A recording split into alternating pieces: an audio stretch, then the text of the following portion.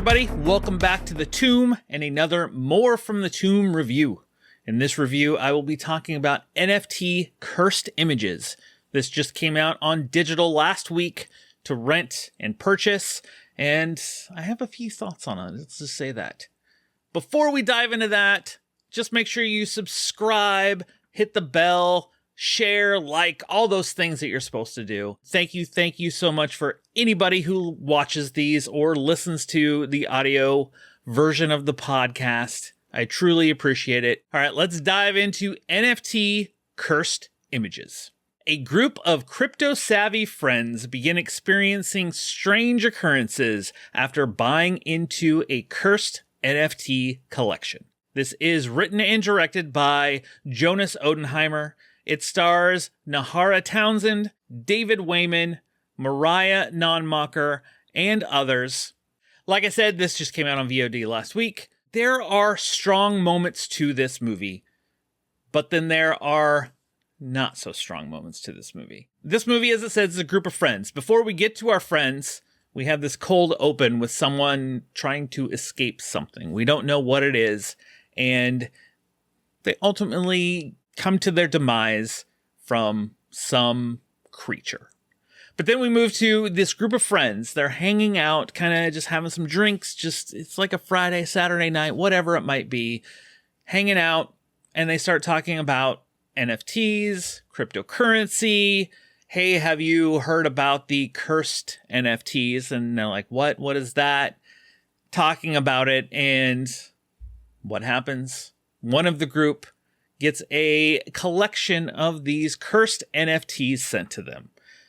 So like any good friend would do, he shares them out with the rest of the group. So these NFTs, they look like, it's a digital image, but it looks like it's a pixelated, almost something out of an old video game or something out of a video game, that pixelated image of whatever creature, entity, whatever this one NFT is supposed to signify, whatever creature it is. And I will say right off the bat, like, my favorite pieces of this movie, I love the look of these NFT creatures when they come into, the real world to come after them. They very much have an element to them that you've kind of seen before, but with a little bit of a twist to them. So I like how each of them looks. Each one kind of has a different characteristic, and they explain what their characteristics are as they go through. After each friend gets one of these NFTs, they go through each image and this one, it's kind of got an upside down head, and this one's a floating entity, this and this and this. So when we see them in the real world, when they ultimately go after these kids, they have those powers behind them. This film is kind of slow. It's only, I think, 73 minutes, so close to only an hour and 15 minutes, but it feels much longer. There are moments within this that really drag down and really just slow to a slog's pace. But then there are other moments, like I said, when the NFTs come after them. I like the real world creatures. I wish we could have seen more of those creatures because they did look good. And the kills themselves pretty much happen off screen. And then we kind of cut to what happened. So, someone loses a head, loses a limb, gets whatever, something ripped off. It happens off screen. And then we cut to that, on the ground or wherever it is. I wish we would have been able to see these things happen. As a gore hound, I love seeing that type of stuff. I'm sure budgetary reasons is what really hurt it in most indie films. That can affect it. I get it. I totally get it. The one piece of this that I really didn't like, besides the pacing kind of felt a little slow, was, the dialogue just felt robotic in places and almost forced. The beginning scene where we have these kids hanging out, the conversation that they are having, it doesn't feel like a natural conversation they're having. It feels like, oh, I'm reading lines from a script force dialogue in that manner. It doesn't feel natural.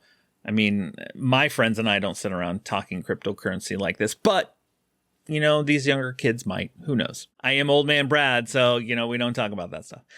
Anyway, like, it didn't feel like a natural conversation between friends. It felt like these were written down on paper and it was just robotically read. And let's move to the next line, next line, next line, next line. So with that, it kind of took me out a little bit at the beginning.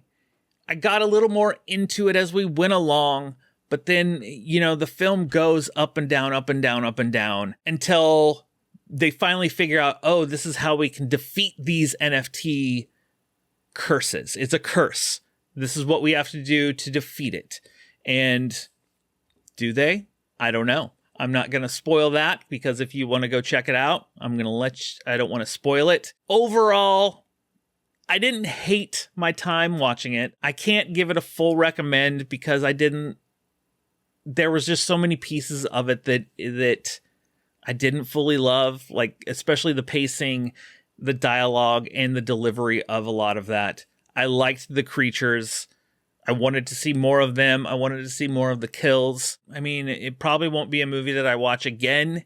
If you want to check it out, it's one of those that, you know, wait for it to hit a streaming service, whether it's Tubi, Prime, Netflix, whatever one you have.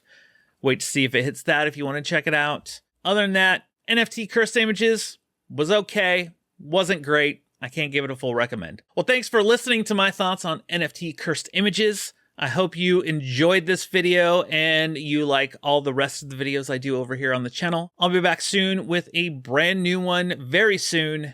I hope you'll come back and join me in the tomb again. Not sure what it'll be, but I do know I'm gonna have a good time talking about it.